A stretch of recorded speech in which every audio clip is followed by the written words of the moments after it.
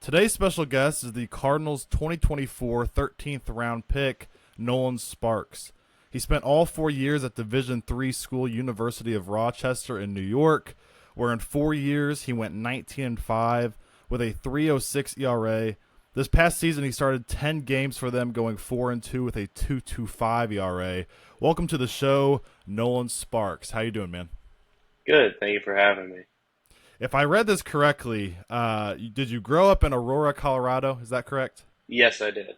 So I actually have a good friend from there, and so I've been there a couple times. But for you, growing up, what did the baseball scene look like as a young Nolan Sparks? So it kind of just started in like Little League, I would say. So not too much, kind of just the generic kind of Little League until you were probably around 11 or 12, and then you started playing a little bit of travel ball. You kind of just traveled around Colorado. The longest you drive is like 4 hours, but then sometimes you go down to Arizona, at least my team did, or go to like Las Vegas to play some tournaments. And then in high school, fairly competitive. Definitely more of a hitter-friendly kind of area. Not many Sure. pitchers actually usually come out of Colorado. So definitely it was a kind of a hot spot, I guess, for hitters, just because they don't necessarily make the ballparks bigger in high school. hmm So if the ball flies, the ball flies. So you ended up choosing the D3 route, all the way in New York. So how did that come about? What did the offers look like coming out of high school? So realistically, there weren't many offers coming out of high school. I only visited two schools. I visited Bates College and I visited University of Rochester. Got in contact with them through the Arizona Fall Classic, is more of like an academic showcase, and went there literally through 12 pitches, and um, then got an email from Bates and Rochester. Went on two visits. Didn't hear from Bates after my visit. Only heard from Rochester. So if the only chance of me playing college baseball was actually to go to Rochester, and not even on a committed spot, I had to walk on. Unbelievable. I've talked to a couple guests about this.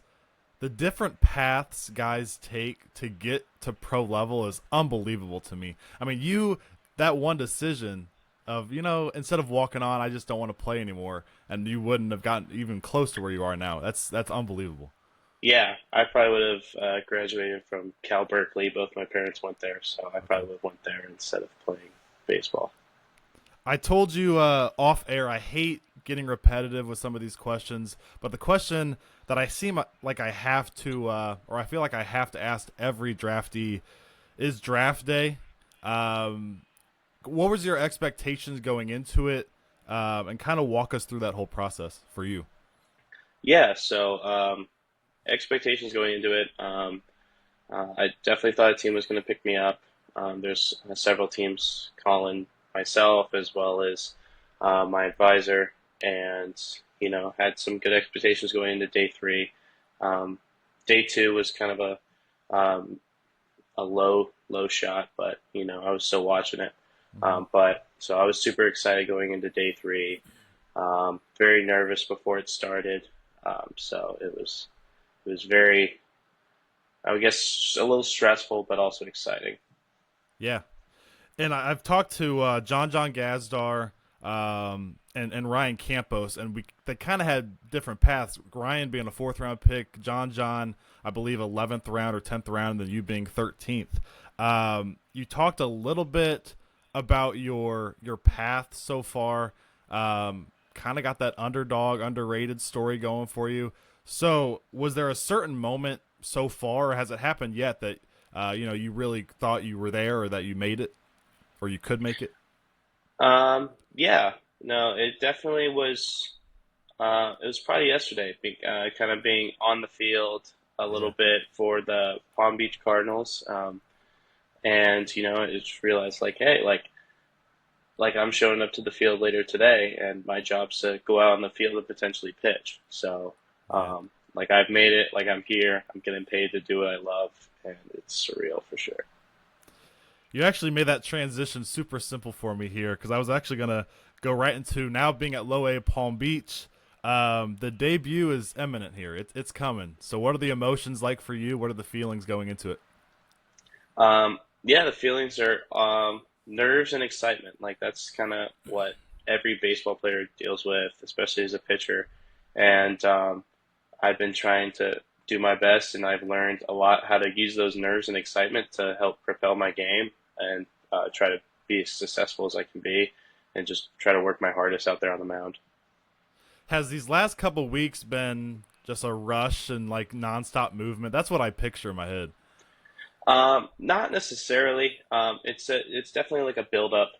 So luckily, I was pitching in the Cape Cod League this summer before getting drafted. So the arm is still fairly fresh. So it was Hmm. kind of ready to go earlier compared to other draftees. So it's really just kind of getting the legs under you, kind of moving the body, get some blood flow to everywhere pretty much with a little bit of lifts, and then just getting the feel off the mound again. You started a lot in college, correct? Yeah. And so, what does that kind of role look like moving forward? Have they communicated with you about anything about being on the mound to start it or coming out of the bullpen?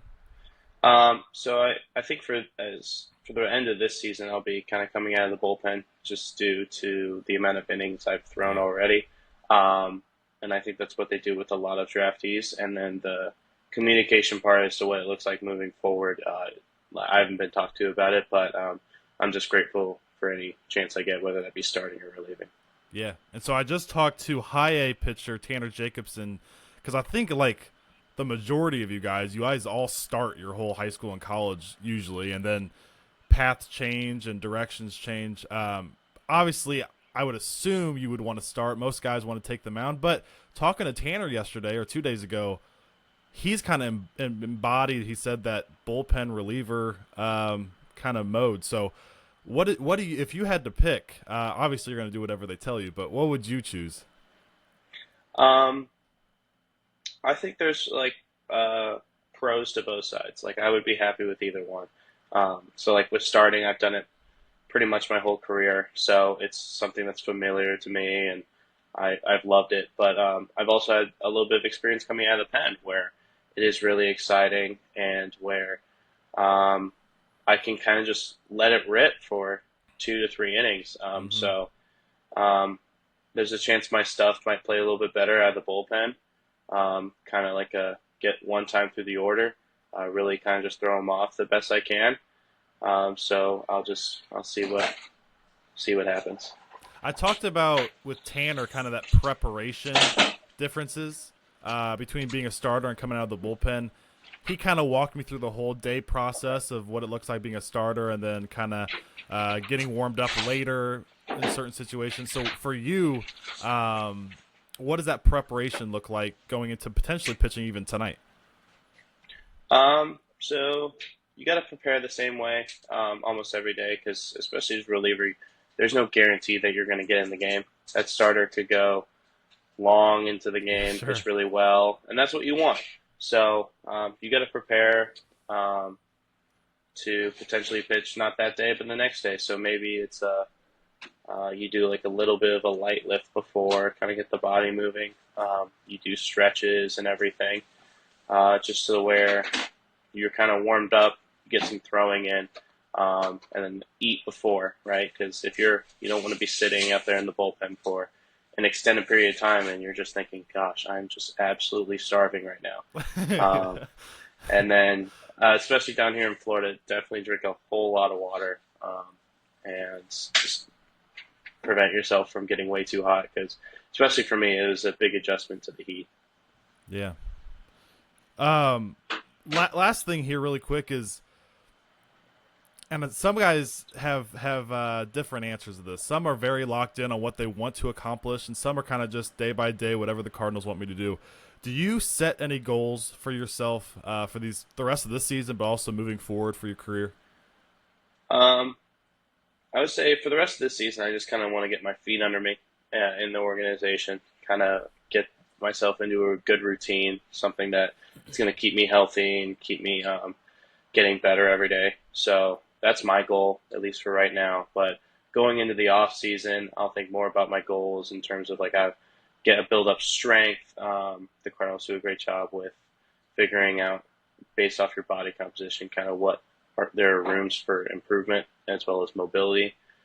So I'm excited to hear about that. Get after it in the weight room. I love to do that.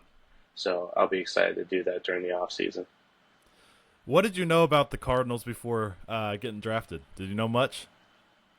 Um, I didn't know much about the Cardinals. Granted, I don't know much about many other baseball organizations. This is all like pro baseball wasn't really in the scope for the longest of times for me. Yeah.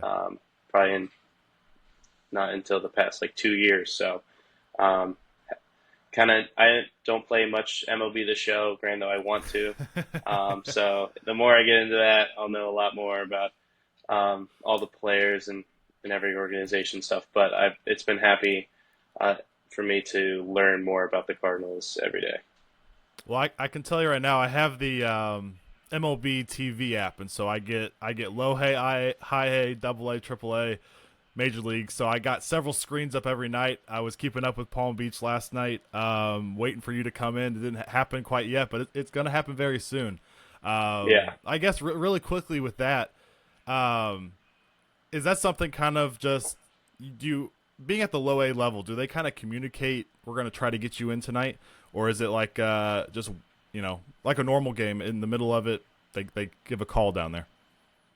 Yeah, it's all based off of a hot and cold list, right? Like if a pitcher is, good to throw that day, they'll be on the list of a potential pitcher to call out into the game. And then if you just threw, and you're just not ready to throw yet, you still are hanging out with the team, getting to know everybody, 'cause that's a huge part of it. And then you just wait till the next couple days when maybe you're hot. Yeah. Well, like I was saying, I watch on several monitors every single night, and my wife's not very happy with it. But I got to keep up with everything here, so cannot wait to see your potential debut, maybe even this evening. But thank you so much, Nolan, for taking the time out in a very busy schedule right now. I can't thank you enough. No, thank you so much for having me here. It was a pleasure.